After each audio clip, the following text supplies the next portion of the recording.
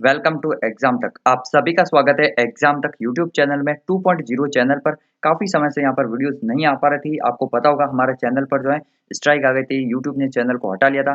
But अब फिर से वीडियो आने की, तो आप लोग चैनल को सब्सक्राइब जरूर से कर लीजिएगा, बहुत ही इंपॉर्टेंट। आज का टॉपिक कौन सा है हमारा? राज्य के नीति निर्देशक तत्व, यानी कि इंग्लिश में अगर कहें तो डीपीएसपी। बहुत ही अच्छे से हम लोग कवर करने वाले हैं, तो आप लोग इस पूरे वीडियो को ध्यान से जरूर से देखिएगा। स्टार्ट करते हैं नीति निर्देशक तत्वों को। इस कंप्लीट वीडियो को देखिएगा, शेयर कीजिएगा अपने सभी दोस्तों के साथ। तो यहाँ पर अगर बात की जाए राज्य के नीति निर्देशक तत्वों की, तो ये संविधान के भाग 4 में स्थित है। मैंने आपको जो है अगर बात की जाए भाग 3 पिछली बार फंडामेंटल राइट्स बताए थे, इस बार बताएंगे राज्य के नीति निर्देशक तत्वों के बारे में। भारत के संविधान में कल्याणकारी राज्य की कल्पना करने के लिए, अच्छा, नीति निर्देशक तत्वों का अगर उद्देश्य पूछ लिया जाए, सिंपल एक लाइन में बताना हो, तो आपको यही आंसर करना है कि कल्याणकारी राज्य की स्थापना करना, जिसमें समाज की भलाई हो। यही है नीति निर्देशक तत्वों का अगर बात की जाए वास्तविक उद्देश्य। कल्याणकारी राज्य की कल्पना का समावेश राज्य के नीति निर्देशक तत्वों में किया गया है। कल्याणकारी राज्य का उद्देश्य होता है सामाजिक और आर्थिक प्रजातंत्र की स्थापना करना। समाज, आर्थिक, हर तरह से मतलब जो है हर जनता की भलाई हो, यही होता है नीति निर्देशक तत्व। ठीक है ना। आगे बढ़ते हैं। नीति निर्देशक तत्वों का वर्गीकरण किस प्रकार किया गया है? तो 3 प्रकार से किया गया है। पहला है समाजवादी सिद्धांत। अब समाजवादी सिद्धांत क्या है नीति निर्देशक तत्वों का? समाजवादी नीति निर्देशक सिद्धांतों की अगर बात की जाए, तो पंडित नेहरू के जो सिद्धांत थे उनको हम लोग यहाँ पर मान सकते हैं। या फिर अगर सरल भाषा में मैं कहूँ, तो कुछ ऐसे उपबंध जहां पर समाज के सभी वर्गों की और विशेषकर निम्न वर्गों की भलाई हो, उनके लिए कुछ उपबंध किए हो, वो होंगे समाजवादी सिद्धांत। अभी मैं आपको जब आर्टिकल वाइज बताऊंगा तब आपको पता चल जाएगा। गांधीवादी सिद्धांत कौन से हैं? सिंपल एग्जांपल बताऊं, पंचायतों की स्थापना करना, ये सब। ये गांधी जी गांवों पर, छोटे उद्योगों पर बहुत फोकस किया करते थे। ये थे गांधीवादी सिद्धांत। बौद्धिक सिद्धांत भी काफी सारे ऐसे थे नीति निर्देशक तत्वों में। ठीक है जी। अब नेक्स्ट अगर बात की जाए, तो बहुत इंपॉर्टेंट सेगमेंट है नीति निर्देशक तत्वों से संबंधित अनुच्छेद। जी हाँ, बिल्कुल, ये जो अनुच्छेद हैं बहुत इंपॉर्टेंट होते हैं। नीति निर्देशक तत्वों से संबंधित कौन कौन से अनुच्छेद हैं, एंड अगर बात की जाए सिंपल भाषा में, वीडियो यहीं से स्टार्ट होता है और ये बहुत इंपॉर्टेंट है। भाग 4 में, ये तो आपको इंपॉर्टेंट याद रखना है, भाग 4 में स्थित है। ठीक है ना। एंड अगर बात की अनुच्छेद 36 से 51 तक, तो 36 से 51 तक जो है अगर बात की जाए तो ये है। अब मैं आपको उम्मीद करता हूं कि अगर आपने राजनीति विज्ञान के मेरे पिछले 4 वीडियो देखे होंगे, तो आपको याद हो गए होंगे कि अगर बात की जाए अनुच्छेद 1 से 4 तक संघ राज्य का जो है अगर बात की जाए तो वर्णन किया गया है। ठीक है ना। फिर अगर बात की जाए 5 से 11 तक है नागरिकता का वर्णन। उसके बाद अनुच्छेद 12 से 35 तक जो है फंडामेंटल राइट्स, जिसके बारे में हमने पिछला वीडियो आधे घंटे का बनाया था, वो वीडियो था। तो 12 से 35 तक जो है, 12 से 33 नहीं, 35 तक, तो ये जो है फंडामेंटल राइट्स थे। आज हम लोग पढ़ने वाला है ये 36 से 51 तक, भाग 4 है। DPSP, directive principle of state policies. अच्छा, किस देश के संविधान से लिए गए थे? वैसे तो संविधान के स्रोत वाले वीडियो मैंने बता दिया था, बता दूं फिर से, आयरलैंड। ये इंपॉर्टेंट याद रखना, आयरलैंड से हमने लिए थे ये, और बहुत ही इंपॉर्टेंट उपबंध है जो भी है। अगर बात किया है, कई बार जो है ये लोगों के मन में जिज्ञासा रहती है कि आयरलैंड ने कहाँ से लिए थे, तो आयरलैंड ने स्पेन के देश के संविधान से लिए थे। हालांकि वो क्वेश्चन कभी नहीं बनेगा, आयरलैंड ने स्पेन के संविधान से लिए गए हैं ऐसा माना जाता है। अब अगर बात की जाए यहाँ पर, जो एक बार मैं इन सभी को क्लियर कर लेता हूँ पेंसिल से। ठीक है ना। चलिए अब बात करते हैं, अगर बात की जाए नीति निर्देशक तत्वों के अनुच्छेद की 36 से 51 तक जो है इनका उल्लेख किया गया है। एंड सबसे पहले बात कर रहे हैं 36 की। आर्टिकल 36 की अगर बात की जाए तो उसमें राज्य की परिभाषा तय की। अब हम लोग सीक्वेंस से पढ़ेंगे तो आपको याद होगा, फिर से रिविजन भी करवा दूंगा। तो राज्य की परिभाषा, यानी कि राज्य यानी यहाँ पर है संसद से। ठीक है ना, कि संसद, राज्य जो सरकार चलाता ना, केंद्र सरकार हो गया, राज्य सरकार हो गया, यहाँ तक कि स्थानीय स्तर पर जो पंचायती राज है उनको भी राज्य बोला गया। राज्य का मतलब ऐसा नहीं है कि राजस्थान, गुजरात, महाराष्ट्र, ऐसा नहीं है। यहाँ पर राज्य का मतलब है कि सरकार से। तो अनुच्छेद 36 में क्या है, क्योंकि नीति निर्देशक तत्व में हर जगह आपको मिलेगा राज्य को ये करना है, राज्य को ये करना है। तो राज्य है कौन? सबसे पहले यही बता दो भाई कि आप राज्य हो, यानी कि संसद जो है वही राज्य है। अब नेक्स्ट अगर बात की जाए यहाँ पर जो है 37 की बात करते हैं। तो 37 की अगर बात की जाए तो 37 में यह प्रावधान क्या है? ये प्रावधान है कि नीति निर्दिष्ट तत्व किसी न्यायालय में वाद योग्य नहीं है, लेकिन यह तत्व देश के प्रशासन का मूलभूत हिस्सा है, इसलिए राज्य का कर्तव्य है कि वह इन्हें लागू करे। आपके ऊपर से गया है, अभी मैं आपको समझाता हूँ। 37 क्या है? जब देश अलग हुआ, तब लोगों उस समय जो है जितने रिसोर्स थे उस आधार पर ये तय किया गया, भाई लोकतंत्र है तो लोगों के अधिकार तो रहने चाहिए। तो दो तरह से अधिकारों को जो है बांट दिया गया, एक तो फंडामेंटल राइट्स में बांट दिया गया जो कि भाग 3 में दिए गए हैं। इनके बारे में कंपेरिजन भी हम लोग करेंगे लास्ट में, ठीक है ना। तो भाग 3 में जो फंडामेंटल राइट्स है वो तो लागू होंगे ही होंगे, अगर वो लागू नहीं होंगे तो आप लोग जो आर्टिकल 32 के तहत सुप्रीम कोर्ट और 226 के तहत जो हाई कोर्ट जा सकते हैं, रिट दायर कर सकते हैं। ये तो था फंडामेंटल राइट्स का। लेकिन कुछ ऐसे इंपॉर्टेंट अधिकार थे, हालांकि वो इतने भी उस समय इतने इंपॉर्टेंट नहीं लगे थे, तो उनको डाला गया डीपीएसपी में। ये जो है आने वाले टाइम में गवर्नमेंट की ये रिस्पॉन्सिबिलिटी बनेगी, राज्य की ये जिम्मेदारी है कि वो जो है इन अधिकारों को भी लागू करे, वो भी आपको प्रदान करे। वो एक आश्वासन था, लेकिन इस आश्वासन के आधार पर आप लोग सुप्रीम कोर्ट नहीं जा सकते कि मुझे तो ये नहीं मिला, ठीक है ना, या फिर हाई कोर्ट नहीं जा सकते। वो राज्य की इच्छा पर निर्भर करता है कि वो आपको देना चाहे या न देना चाहे। तो ये पहले ही डिसाइड कर लिया, फिर आप लोग वो जो है लोक लुभावने वादे देखकर ऐसा नहीं कि ये भी मिलना चाहिए, पहले ही बता दिया आप लोग न्यायालय में वाद योग्य नहीं है, ठीक है ना, न्यायालय में वाद योग्य नहीं है। ये सिर्फ राज्य का कर्तव्य है कि वो इन्हें लागू करे, हालांकि राज्य का कर्तव्य है क्योंकि ये देश के प्रशासन का मूलभूत हिस्सा है डीपीएसपी, ठीक है ना। तो यहाँ तक आयोग क्लियर हो गया, पहले बता दिया कि राज्य कौन है, फिर आप राज्य के खिलाफ कोर्ट में नहीं जाओगे, ठीक है ना। अब नेक्स्ट अगर बात की जाए 38 आर्टिकल कौन सा है, 38 आर्टिकल के तहत यह प्रावधान किया गया है कि लोक कल्याण की वृद्धि के लिए ऐसी व्यवस्था राज्य करेगा जिसमें सभी नागरिकों को सामाजिक, आर्थिक और राजनीतिक न्याय मिलेगा। ये जो है प्रस्तावना में भी तीनों वर्ड आपको मिलेंगे, सामाजिक, आर्थिक और राजनीतिक न्याय। जी हाँ बिल्कुल, मतलब सामाजिक तरीके से न्याय, समाज में किसी तरह का भेदभाव नहीं होगा, ठीक है ना। तो ये सब, इसके अलावा आर्थिक आधार पर जो भी है वो भी भेदभाव नहीं होगा। आर्थिक आधार पर ही तो, यही इसी के आधार पर ही तो बैंकों का राष्ट्रीयकरण हुआ था कि भाई बैंक जो है पब्लिक सेक्टर तक, आम जनता भी जहाँ तक जा सकती है। और राजनीतिक न्याय, आपको वोटिंग का अधिकार होगा, आप लोग जो है चुनाव में खड़े भी हो सकते हैं, किसी तरह का भेदभाव नहीं है। तो ये है सामाजिक, आर्थिक और राजनीतिक न्याय, जो कि अनुच्छेद 38 के तहत जो है डीपीएसपी में लिखा गया है। तो 36 आपको पता हुआ राज्य लिख दिया, अब 37 में लिख दिया गया कि राज्य इन सभी बातों को लागू करने की कोशिश करेगा, लेकिन आप लोग इनके खिलाफ जो है जल्दीबाजी में कोर्ट में नहीं जाओगे। अब 38 में कह दिया कि अब से वादे स्टार्ट होते हैं, और वादे क्या है कि सभी को समान न्याय मिलेगा। न्याय किस आधार पर मिलेगा, सामाजिक, आर्थिक और राजनीतिक न्याय मिलेगा, ठीक है।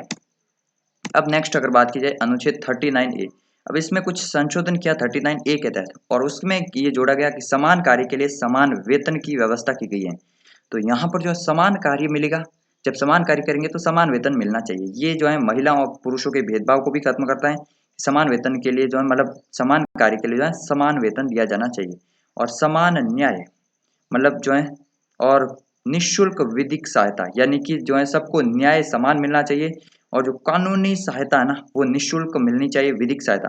अब आप लोग सोच रहे होंगे कि हमको तो वकील के लिए बहुत सारे पैसे देने पड़ते हैं, कहाँ पर है ये निःशुल्क, तो यही तो मैंने कहा ना, डीपीएसपी में वादे किए गए हैं।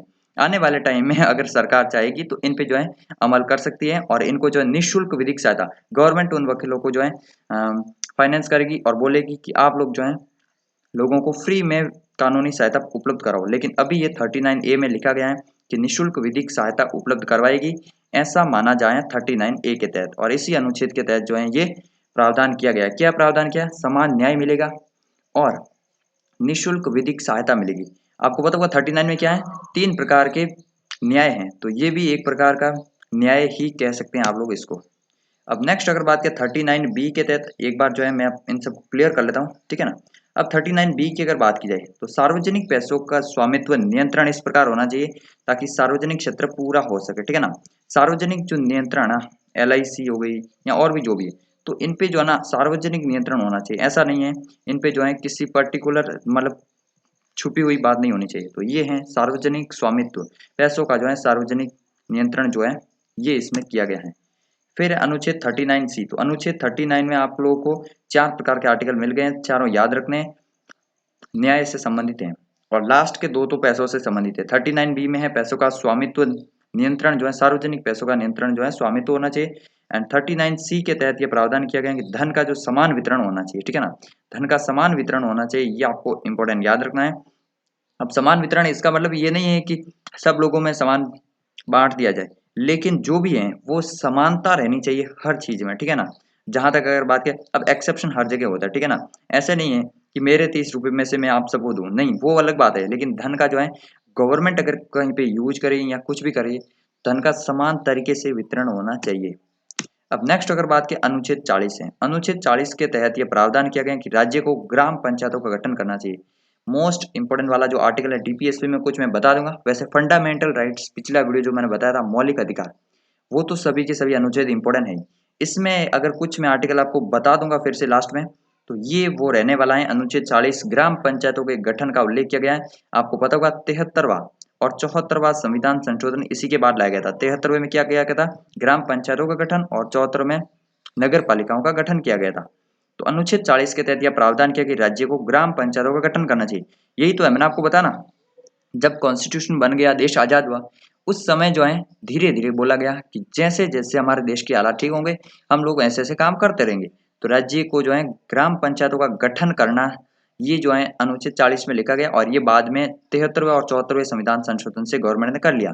इसीलिए तो आपको याद रखना, एक स्टेटमेंट है केटी शाह का, ठीक है ना। तो केटी शाह आपको याद रखना, उन्होंने क्या कहा था नीति निर्देशक तत्वों के बारे में, कि नीति निर्देशक तत्व ये एक ऐसा चेक है जिसका पैसा जो है बैंक अपने अनुसार जो है तय करेगा। मतलब क्या है कि इसमें इस प्रकार के वादे तय किए गए, गवर्नमेंट जब जब चाहेगी तब तब इनके आधार पर जो है अगर बात की जाए कानून बनाएगी। तो ये केटी शाह का एक फेमस स्टेटमेंट है, एग्जाम में बनता है। वैसे मैं आपको बता दूं ये सारे के सारे थ्योरी के वीडियो चल रहे हैं, जैसे मैंने पिछले 4 वीडियो बनाए ये भी है। धीरे धीरे आने वाले टाइम में एमसीक्यूज टाइप के भी क्वेश्चंस के वीडियोस आएंगे, जहां पर आपको जो है इंपॉर्टेंट जो भी क्वेश्चन है, जो प्रीवियस ईयर के क्वेश्चन है वेरियस एग्जाम में एसएससी वगैरह में पूछे गए, वहां पर कवर होंगे। लेकिन मेन यही वीडियो है, ये वीडियो अगर देखेंगे तो एमसीक्यूज में आपको कोई प्रॉब्लम नहीं आएगी और वो आसानी से कर पाएंगे। अगर आप सीधे उन्हीं के भरोसे बैठे रहोगे तो फिर बहुत प्रॉब्लम होने वाले, ठीक है ना। तो ये आपको इंपॉर्टेंट याद रखना। अब जो है मैं इनको एक बार क्लियर कर देता हूँ, फिर नेक्स्ट आर्टिकल हम लोग पढ़ते हैं। तो अनुच्छेद 40 आपको याद रखना है, पंचायतों का गठन। फिर नेक्स्ट है 41। 41 कौन सा है, 41 में ये प्रावधान किया गया कुछ परिस्थितियों में काम, शिक्षा और लोक सहायता पाने का अधिकार जो है सभी नागरिकों को होगा। इंपॉर्टेंट याद रखना है, कुछ परिस्थितियों में, कुछ परिस्थितियों मतलब जो है अगर बात की जाए जो सही होना चाहिए। अब आदमी कोई जो है अगर बात किया जो चल भी नहीं सकता, तो उसको जो समान काम कैसे मिल सकता है, वो तो नहीं मिल सकता। लेकिन यहाँ पर जो है काम, शिक्षा और लोक सहायता पाने का जो है समान अधिकार होना चाहिए। ये आर्टिकल 41 के तहत किया गया है, आपको इंपॉर्टेंट याद रखना।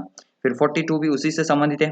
42 में यह प्रावधान किया गया है कि काम की न्याय संगत मानवोचित दशाओं तथा प्रसूति सहायता, जो प्रसूति सहायता बहुत सारे स्टेट गवर्नमेंट्स देती है ना, वो इसी के तहत देती है, ठीक है ना, इस आर्टिकल के तहत। प्रसूति सहायता मतलब कि जो गर्भवती होती है उनको हेल्प देते हैं ना गवर्नमेंट, तो यही का उपबंध किया जाना चाहिए। तो ये आपको इंपॉर्टेंट याद रखना है, 40, 41 और 42। मैं आपको फिर से एक बार अगर रिवीजन करूं, 36 में बोला गया कि राज्य ये होगा, कौन होगी, सरकार होगी। 37 में बोला गया कि आप लोग इसके खिलाफ सुप्रीम कोर्ट में चले जाना, हम जब जब चाहेंगे तब तक ये धीरे धीरे आपको दे देंगे। फिर 38 आया, उसके बाद 39 आया। आपको इंपॉर्टेंट याद रखना, अगर बात की जाए यहाँ पर जो है बहुत ही ज्यादा इंपॉर्टेंट है। 39 में क्या है, 3 प्रकार के न्याय की व्यवस्था की गई है। फिर 40 कौन सा है, ग्राम पंचायतों का गठन है। 41 में कौन सा अगर बात की जाए, कुछ परिस्थितियों में जो है समान अगर बात की जाए लोक सहायता पाने का अधिकार है, और ये सब अधिकार है। फिर 42 में मैंने आपको अभी बता दिया प्रसूति सहायता वगैरह, मानवीय सहायता। तो यहाँ तक हो गए 42 तक, ठीक है ना। अब नेक्स्ट अगर बात की जाए यहाँ पर जो है 43 आर्टिकल है। अब 42 तक तो क्या था कि जो भी है समान न्याय दो वो दो। 43 में बोला गया कि इसके तहत ये प्रावधान है कि कर्मचारियों के लिए निर्वाचन और कुटीर उद्योगों को प्रोत्साहन देना। ये गांधीवादी सिद्धांत है, ठीक है ना। गांधीवादी जो है कुटीर उद्योग, अभी तक जो थे ना समाज में समान न्याय है, वो सब समाजवादी थे ज्यादातर।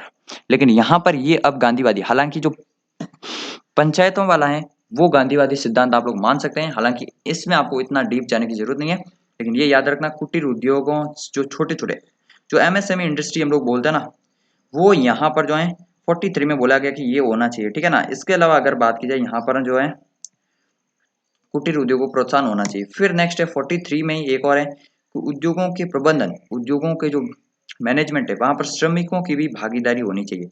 और ये 42 कॉन्स्टिट्यूशन अमेंडमेंट 42वें संविधान संशोधन में ये भी जोड़ा गया था, आपको याद रखना है।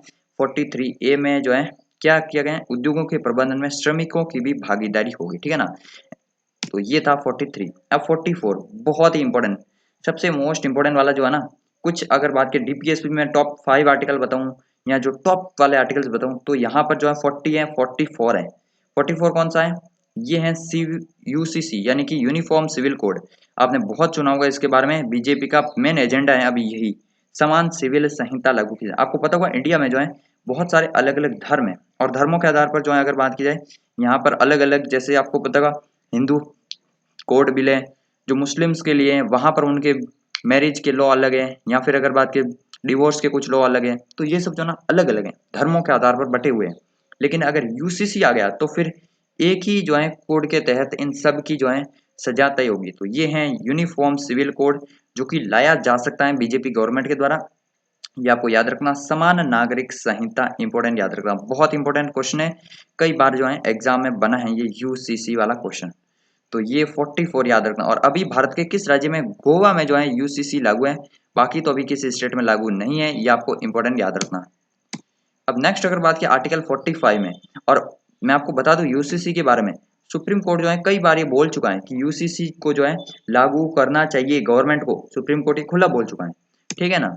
अब नेक्स्ट अगर बात की 45 को, तो यहाँ पर जो है ये उपबंध किया गया 45 में कि बच्चों को मुफ्त और अनिवार्य शिक्षा प्रदान करना ये राज्य की जिम्मेदारी होगी, और ये बाद में कर भी दिखाया। अनिवार्य शिक्षा आपको पता होगा, अगर बात की 14 वर्ष तक के सभी शिक्षकों को अनिवार्य शिक्षा, ये आर्टिकल 21A में है ना, ठीक है ना। तो वो जो है अगर बात की जो अनिवार्य शिक्षा वाला ना, वो फंडामेंटल राइट्स बना गया, जो फंडामेंटल राइट्स में चला गया वो तो मतलब मिलना ही मिलना है। जो 45 मतलब जो डीपीएसपी में है वो मतलब मिल सकता है गवर्नमेंट चाहे तो ये जो है डीपीएसपी में था और ये मिल चुका है। तो धीरे धीरे जो है डीपीएसपी जो है फंडामेंटल राइट्स की तरफ शिफ्ट हो सकते हैं जैसे जैसे सरकार चाहेगी। तो ये आपको याद रखना, उपबंध किया गया बच्चों को जो है मुक्त और अनिवार्य शिक्षा की जिम्मेदारी जो है ये स्टेट की होगी, ये गवर्नमेंट की होगी।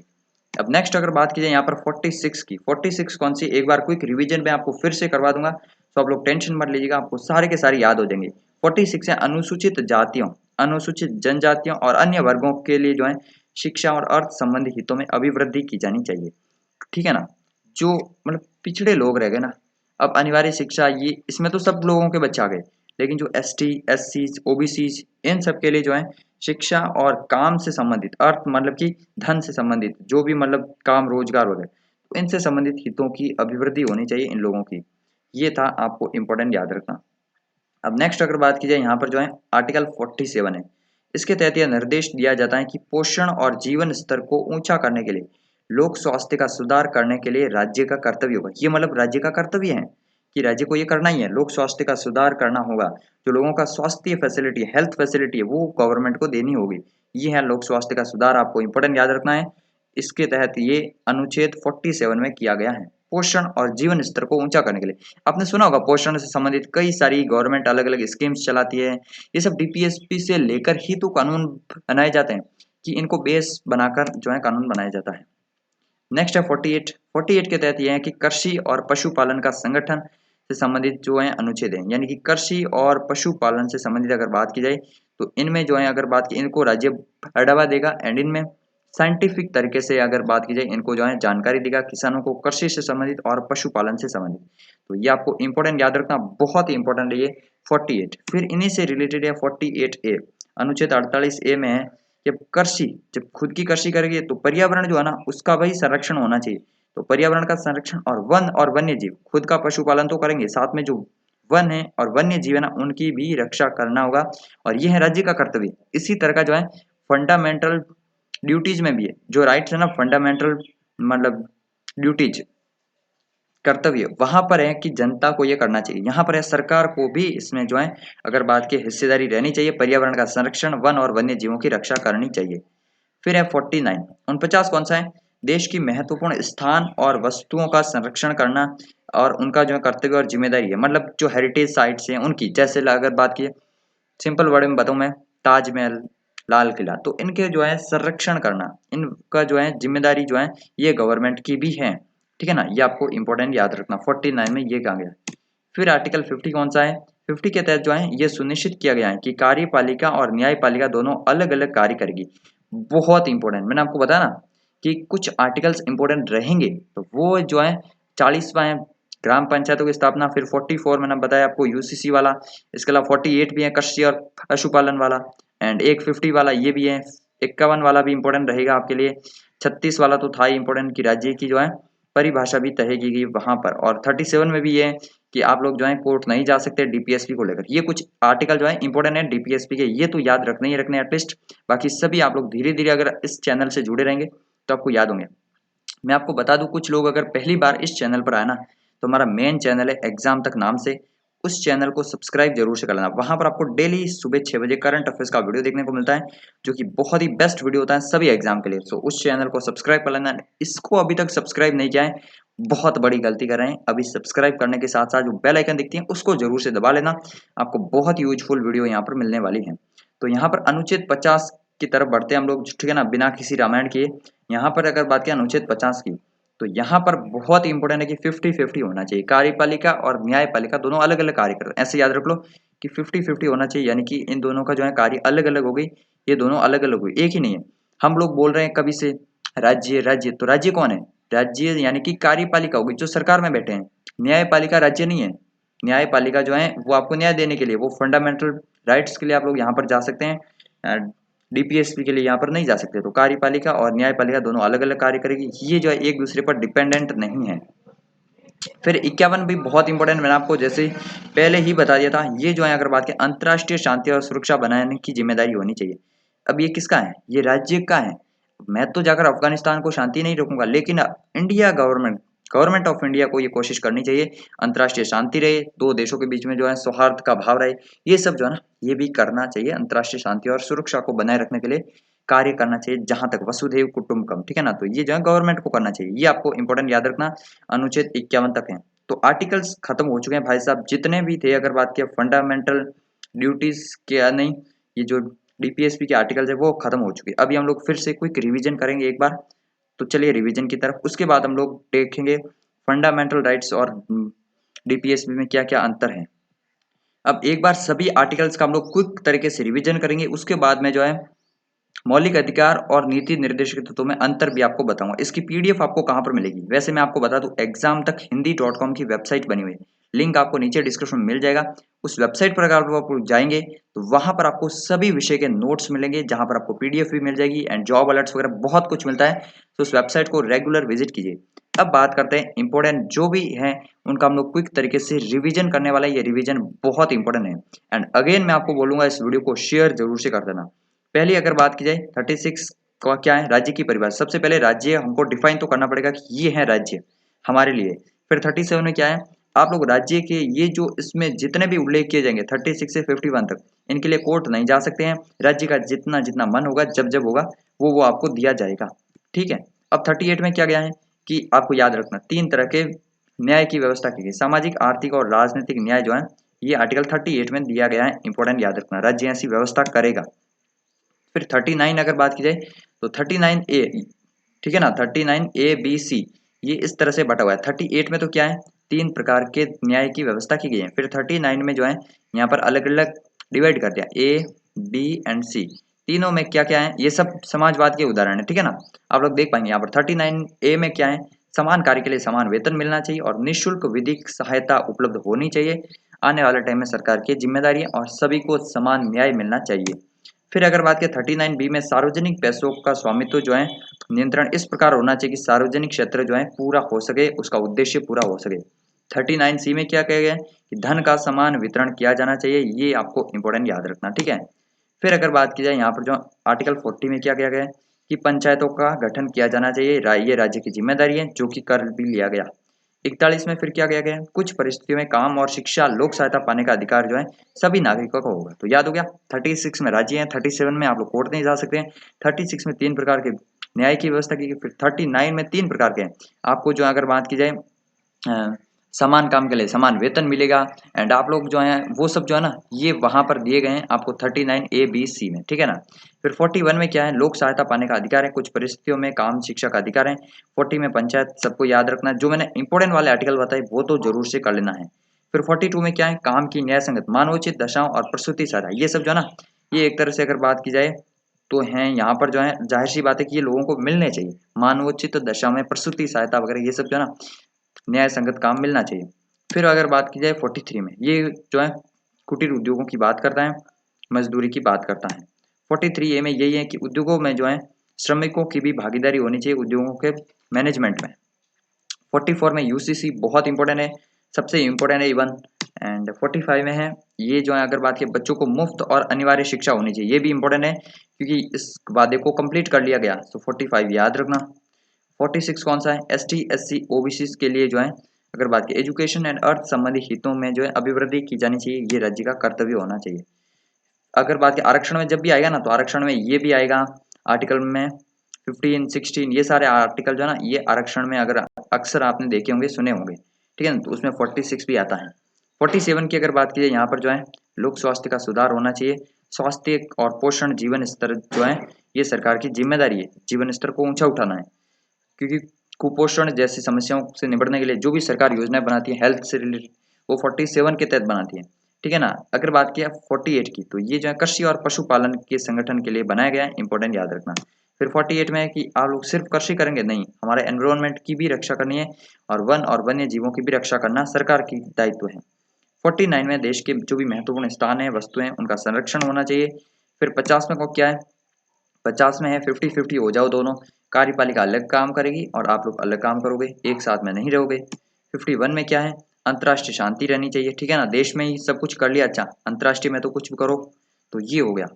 अब है मौलिक अधिकार और फंडामेंटल राइट्स में, मतलब जो है मौलिक अधिकार और डीपीएसपी में कुछ अंतर जो भी है वो मैं आपको बता देता हूँ। अगर आपको इस टॉपिक से रिलेटेड कुछ भी डाउट है, कमेंट बॉक्स में कमेंट कीजिए। टेलीग्राम चैनल मस्ट ज्वाइन कर लेना, क्विज मिल जाएगी आपको वहां पर। फंडामेंटल राइट्स जो है भाग 3 में उल्लेखित है, मैंने आपको सबसे पहले बता दिया, तो ये भाग 4 में उल्लेखित है। ये फंडामेंटल राइट्स अमेरिका के संविधान से लिए, ये आयरलैंड के संविधान से लिए हैं। इन पे मैंने जो है डिटेल में एक एक टॉपिक पे वीडियो बनाए हुए हैं, आप लोग जो है पॉलिटी की प्लेलिस्ट में जाकर देख लीजिएगा, डिस्क्रिप्शन में लिंक मिल जाएगा। न्यायालय में वाद योग्य है, अगर आपको फंडामेंटल राइट्स वायलेट होते हैं आपके, तो आप लोग, मैंने आपको आर्टिकल बताए थे 32 के तहत सुप्रीम कोर्ट, 226 के तहत हाई कोर्ट जा सकते हैं, रिट लगा सकते हैं वहां पर कि मेरा ये अधिकार हनन हो रहा है। लेकिन डीपीएसपी अगर हनन हो रहा है, डीपीएसपी अगर आपको पेंशन नहीं दे रही है गवर्नमेंट, ये भी डीपीएसपी का ही हिस्सा है, ठीक है ना, कि लोगों को पेंशन वगैरह की व्यवस्था करना, तो आप लोग कोर्ट नहीं जा सकते हो, ये सरकार पर डिपेंड करता है। तो न्यायालय में वाद योग्य नहीं है ये। उद्देश्य क्या है फिर इसका, व्यक्तियों के अधिकारों को हनन होने से बचाना, और इसका उद्देश्य कल्याणकारी राज्य की स्थापना करना। ये अगर 4 शब्दों में पूछे नीति निर्देशक तत्व का उद्देश्य, तो ये बेस्ट डेफिनेशन है कि कल्याणकारी राज्य की स्थापना करना। अब कल्याणकारी में बहुत सारे आप लोग ऐड कर सकते हैं। मौलिक अधिकार सभी नागरिकों के लिए स्वतः ही होता है, अगर आप भारत के नागरिक बन जाते हैं तो आपको ये जो है मौलिक अधिकार मिल जाएंगे, ऑटोमेटिक मिल जाएंगे। नीति निर्देशक तत्व सरकार जब लागू करेगी तभी आपको मिलेगी, पहले से कुछ भी नहीं मिलेगा। तो ये था आज का वीडियो इंपॉर्टेंट। चैनल को सब्सक्राइब जरूर से कर लेना, इस वीडियो को लाइक जरूर से करना है एंड शेयर करना है सभी दोस्तों के साथ। ये था आज का वीडियो। करंट अफेयर्स वीडियो देखने के लिए मेन चैनल को सब्सक्राइब करो, इसको भी सब्सक्राइब जरूर से कर लेना, बहुत ही इंपॉर्टेंट कंटेंट यहाँ पर आपको मिलता रहेगा। तो जय हिंद, जय भारत।